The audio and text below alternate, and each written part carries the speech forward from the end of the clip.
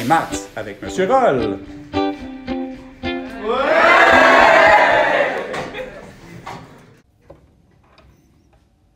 Bonjour, aujourd'hui on va voir comment fonctionne la trigonométrie. Mais première chose importante, tu vas voir, c'est rare qu'on fait ça cette année, mais petite section d'histoire. L'inventeur, puisque c'est un peu rare, c'est un mathématicien japonais qui a inventé la trigonométrie. C'est quelque chose qui est très utilisé aujourd'hui. Donc, on voit ici Monsieur Hidemitsu Sakatoa. Et Monsieur Sakatoa, donc, a inventé les rapports trigonométriques. C'est un mathématicien japonais. Et ces rapports trigonométriques-là, on les utilise dans beaucoup de choses dans la vie présente, donc pour calculer des mesures sans vraiment avoir besoin d'être près d'une structure ou en utilisant, on va voir comment, des angles. Et ça nous permet de calculer des mesures un peu partout. Entre autres, beaucoup utilisé pour les arpenteurs géomètres. La photo qu'on voit ici a été prise en 1884. Là, tu te demandes, mais monsieur, faut-tu que je le sache pour l'examen? Bien, la réponse, c'est ben oui, il faut que tu saches que monsieur Hidemitsu Sakatoa a inventé les rapports trigonométriques. Donc, on va commencer par savoir c'est quoi les rapports trigonométriques. Première chose ici, bien, des rapports trigonométriques, ça fonctionne dans un triangle rectangle. Donc, il faut absolument avoir un triangle rectangle. Et tu as les angles A, B et C et les côtés opposés à chaque angle. Donc, un côté opposé, ça veut dire que, par exemple, si je mets un petit œil ici dans le A, l'opposé du A, c'est le petit a. Donc, chaque angle a son côté opposé avec la même lettre. Donc, on appelle petit a le côté opposé à l'angle A. Et donc, l'opposé à l'angle C, qui est l'angle droit, c'est C. Et l'opposé à l'angle B, c'est le petit b.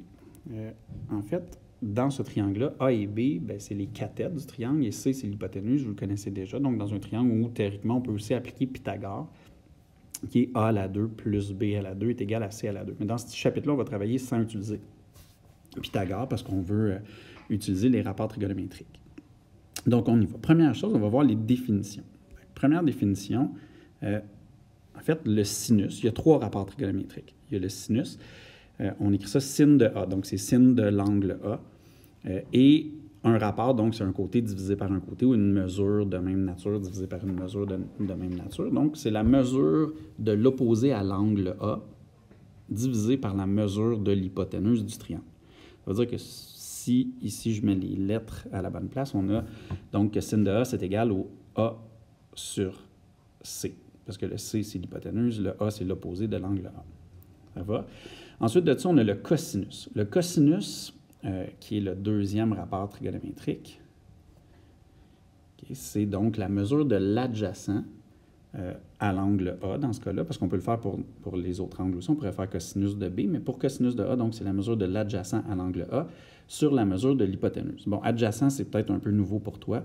L'adjacent à un côté, donc ici par exemple, l'adjacent à l'angle A, c'est le côté B. Pourquoi? Parce que l'opposé, comme on a dit tantôt, c'est le A.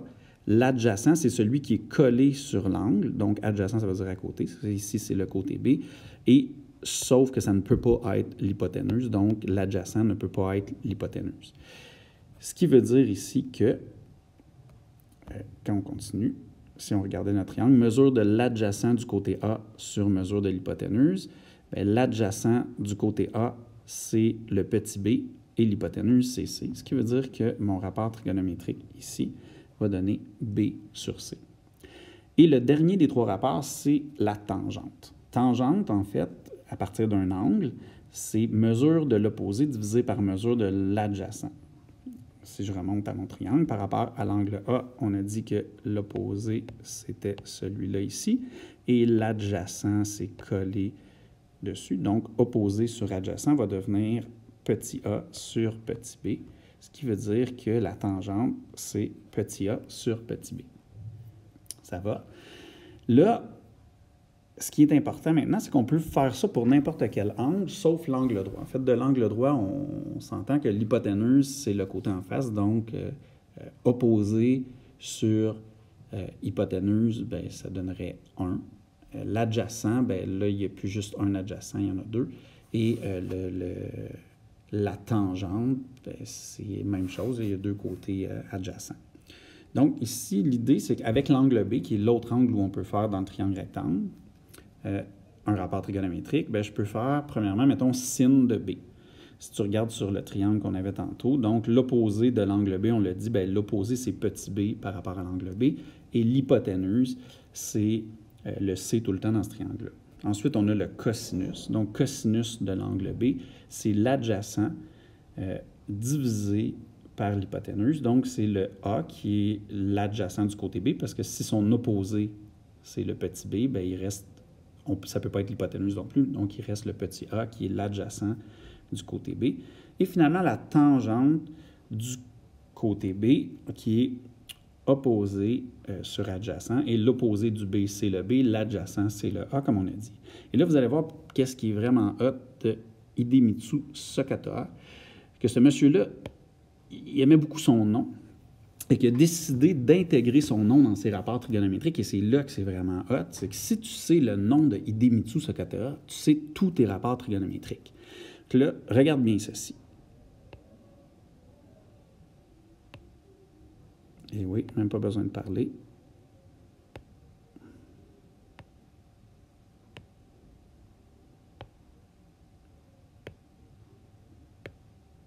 Et si tu regardes dans l'ordre ce que j'ai surligné, ça devient pour le sinus SO, pour le cosinus K et pour le tangente TOA.